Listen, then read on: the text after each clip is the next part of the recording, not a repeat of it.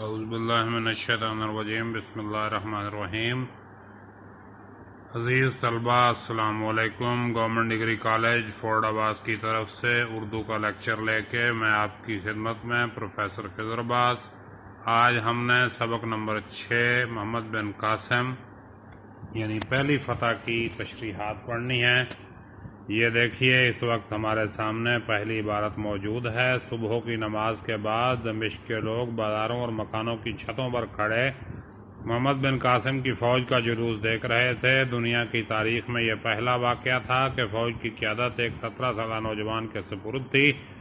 دمشق سے لے کر بصرہ تک راستے کے ہر شہر اور بستی سے کئی کم سن لڑکے، نوجوان اور بوڑھے اس فوج میں شامل ہوئے۔ کوفہ اور بصرہ میں محمد بن قاسم کی روانگی کی اطلاع مل چکی تھی اور نوجوان عورتیں اپنے شوہروں، مائیں اپنے بیٹوں اور لڑکیاں اپنے بھائیوں کو نوجوان سالار کا ساتھ دینے کے لیے تیار رہنے پر آمادہ کر رہی تھیں۔ یہ پہلے اس کا اجمالی سیاق و سباق دیکھیے۔ یہ آپ ہر پیرے کے ساتھ اس کو لگا سکتے ہیں۔ نوٹ بھی دیا ہے کہ جو طلبہ ہر عبارت کا الگ سے سیاق و سباق نہیں لکھ سکتے وہ سبق احاطہ میں دی گئی کسی بھی عبارت کی تشریح سے قبل یہ سیاق و سباق تحریر کر سکتے ہیں۔ تشریح طلب اقتباس اردو کی درسی کتاب کے سبق پہلی فتح سے لیا گیا ہے جو مصنف کے مشہور زمانہ ناول محمد بن قاسم سے منتخب کیا گیا ہے۔ سبق میں محمد بن قاسم کی بصرہ سے روانگی اور راجہ طاہر کے ساتھ مقابلہ کرنے کے لیے دیبل تک آنے کے حالات و واقعات کا تذکرہ کرتے ہیں۔ روانگی کے وقت لشکر اسلام کی تعداد 5000 اور بعد میں یہ تعداد 12000 ہو جاتی ہے۔ محمد بن قاسم چند مہمات کو فتح کرتے ہوئے آخرکار دیبل تک پہنچ جاتے ہیں۔ اس دوران میں وہ لسبیلا کے پہاڑی سلسلہ میں واقع دشمن کے اہم قلعے کو اپنے 500 سپاہیوں کے ساتھ فتح کرنے کے لیے نکلتے ہیں جو کہ کامیابی کا پہلا زینہ ثابت ہوتا ہے۔ تشریح طلب اقتباس سبق کے خالی جگہ سے لیا گیا ہے یعنی آغاز، درمیان، اختتام۔ یہ آپ پیراگراف کی نوعیت کے مطابق لکھیں گے۔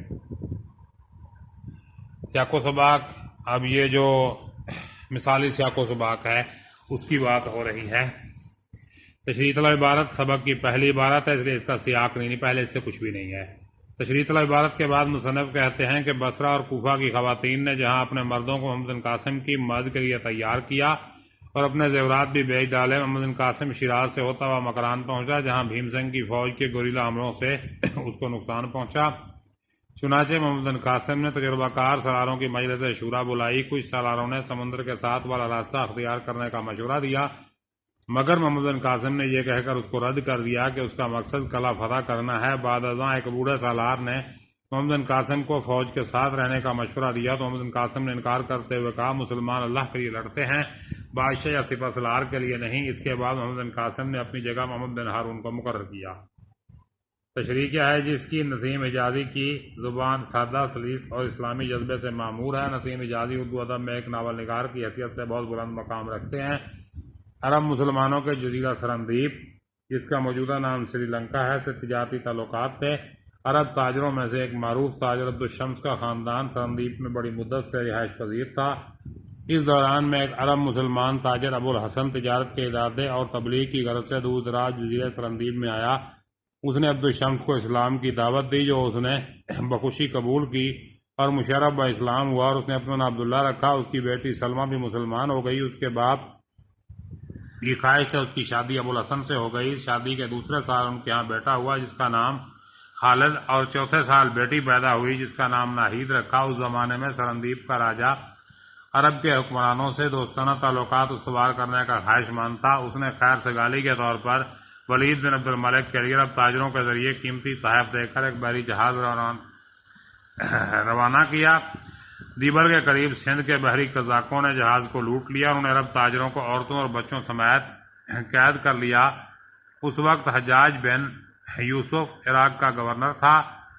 انہی عرب قیدیوں میں سے ابو الحسن کی بیٹی ناہید نے حجاج کو لکھا کہ اے حجاج اگر تم زندہ ہو تو اپنی غیور قوم کی یتیموں اور بیواؤں کی مدد کو پہنچو۔ یہ پیغام سن کر حجاج نے سندھ کے حکمران اور راجہ طاہر سے مسلمانوں کی رہائی اور بحری ڈاکوؤں کو سزا دینے کا مطالبہ کیا لیکن راجہ طاہر نے لاپرواہی کا مظاہرہ کیا۔ چنانچہ حجاج نے راجہ طاہر کی سرکوبی اور عرب مسلمانوں کی رہائی کے لیے اپنے 17 سالہ بھتیجی اور داماد محمد بن قاسم کو سندھ روانہ کیا۔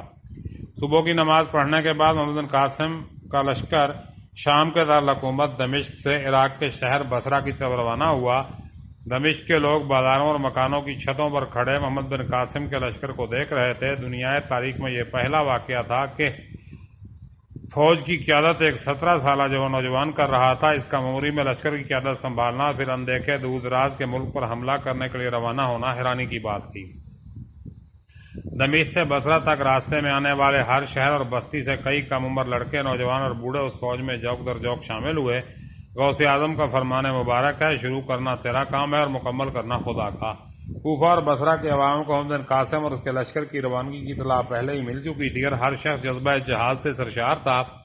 ہر مسلمان کی خواہش تھی کہ اسے جہاد میں شمولیت کی سعادت نصیب ہو اور وہ اللہ کی راہ میں لڑتا ہوا شہید ہو جائے۔ ایک دانا کا قول ہے، جدوجہد کے بغیر غلامی سے چھٹکارا ناممکن ہے۔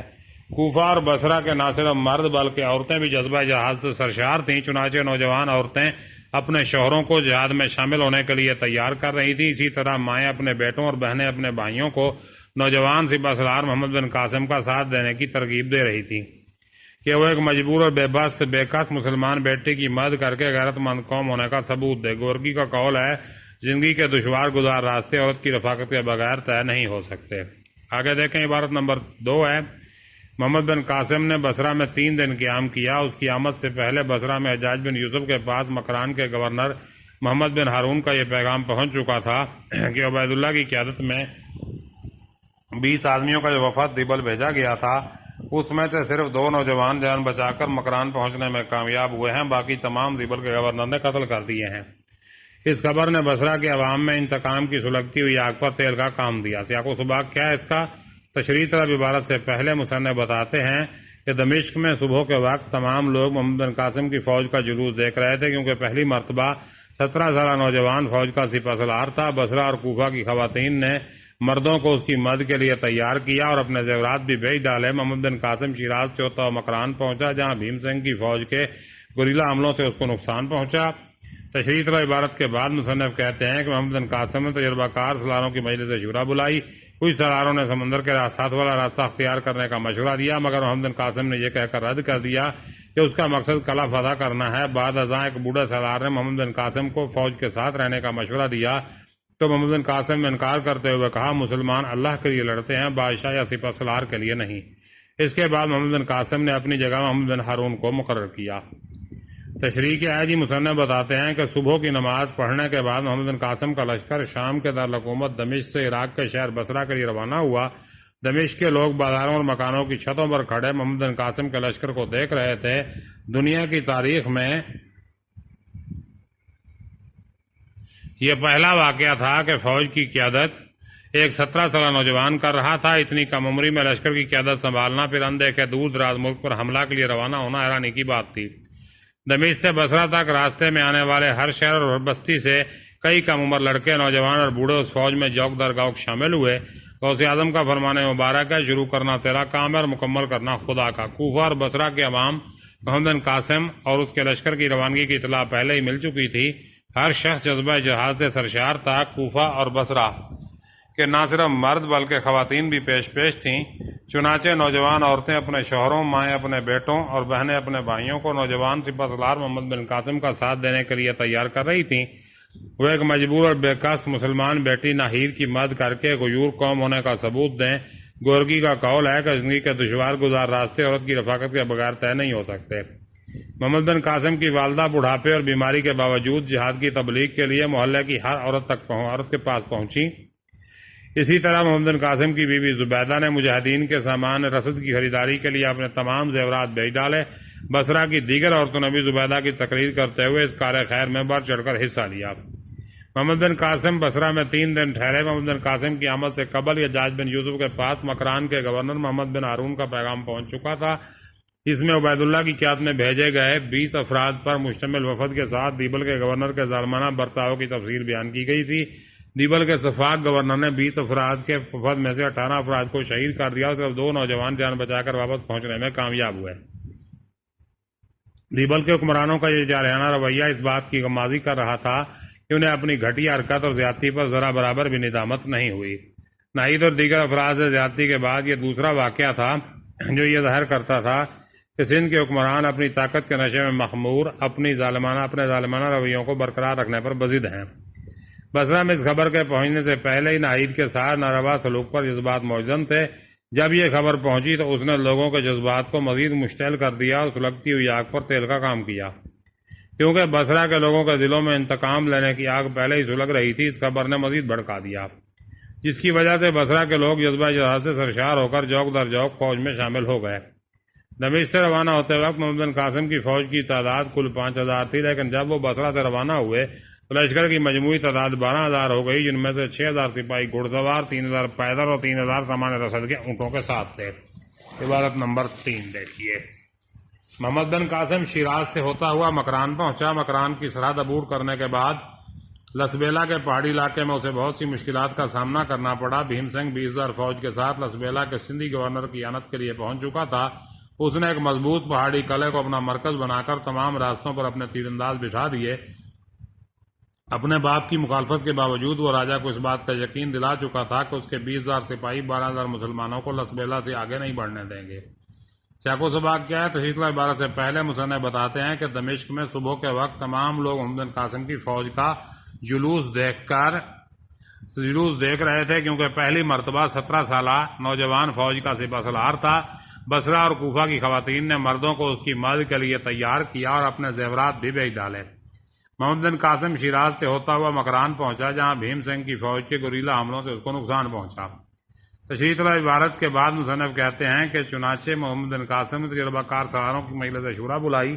کچھ سواروں نے سمندر کے ساتھ والا راستہ اختیار کرنے کا مشورہ دیا، مگر محمد بن قاسم نے یہ کہہ کر رد کر دیا کہ اس کا مقصد قلعہ فتح کرنا ہے۔ بعد ازاں ایک بوڑھے سالار نے محمد بن قاسم کو فوج کے ساتھ رہنے کا مشورہ دیا تو محمد بن قاسم نے انکار کرتے ہوئے کہا کہ مسلمان اللہ کے لیے لڑتے ہیں، بادشاہ سپہ سالاروں کے لیے نہیں۔ اس کے بعد محمد بن قاسم نے اپنی جگہ محمد بن ہارون کو مقرر کیا۔ تشریح کیا ہے اس کی؟ مصنف کہتے ہیں محمد بن قاسم نے بصرہ میں 3 دن قیام کیا۔ اس کی آمد سے قبل حجاج بن یوسف کے پاس مکران کے گورنر محمد بن ہارون کا پیغام پہنچ چکا تھا، جس میں عبید اللہ کی قیادت میں بھیجے گئے 20 افراد پر مشتمل وفد کے ساتھ دیبل کے گورنر کے ظالمانہ برتاؤ کی تفصیل بیان کی گئی تھی۔ دیبل کے سفاک گورنر نے 20 افراد کے وفد میں سے 18 کو شہید کر دیا اور صرف 2 نوجوان جان بچا کر واپس پہنچنے میں کامیاب ہوئے۔ دیبل کے حکمرانوں کا یہ جارحانہ رویہ اس بات کی غمازی کر رہا تھا کہ انہیں اپنی گھٹیا حرکت اور زیادتی پر ذرا برابر ندامت نہیں ہوئی۔ ناہید اور دیگر افراد کے سے زیادتی کے بعد یہ دوسرا واقعہ تھا جو ظاہر کر رہا تھا کہ سندھ کے حکمران اپنی طاقت کے نشے میں مخمور اپنے ظالمانہ رویے کو برقرار رکھنے پر بضد ہیں۔ بصرہ میں اس خبر کے پہنچتے ہی پہلے ہی ناہید کے ساتھ ناروا سلوک پر جذبات موجزن تھے۔ یہ خبر پہنچی تو اس نے بصرہ کے لوگوں کے جذبات کو مزید مشتعل کر دیا اور سلگتی ہوئی آگ پر تیل کا کام کیا، کیونکہ بصرہ کے لوگوں کے دلوں میں انتقام لینے کی آگ پہلے ہی سلگ رہی تھی۔ اس خبر نے اسے مزید بھڑکا دیا، جس کی وجہ سے بصرہ کے لوگ جہاد سے سرشار ہو کر جوک در جوک فوج میں شامل ہوئے۔ دمشق سے روانہ ہوتے وقت محمد بن قاسم کی فوج کی تعداد کل 5000 تھی، لیکن جب بصرہ سے روانہ ہوئے تو لشکر کی مجموعی تعداد 12000 تھی، جن میں 6000 سپاہی گھوڑ سوار، 3000 پیدل اور 3000 سامان رسد کے اونٹوں کے ساتھ تھے۔ چنانچہ محمد بن قاسم عراق کے شہر بصرہ کے بعد ایران کے شہر شیراز پہنچے اور شیراز سے ہوتے ہوئے بلوچستان کے شہر مکران پہنچ کر دم لیا۔ پھر مکران کی سرحد عبور کرنے کے بعد بلوچستان ہی کے شہر لسبیلا کے پہاڑی علاقوں میں داخل ہوتے ہی فوج کو بہت سی مشکلات اور مزاحمت کا سامنا کرنا پڑا۔ افلاطون کا قول ہے، ہر مشکل انسان کی ہمت کا امتحان لینے آتی ہے۔ بھیم سنگھ محمد بن قاسم اور اس کی فوج کی خبر سنتے ہی 20000 فوج لے کر سندھی گورنر کی مدد کے لیے پہنچ گیا۔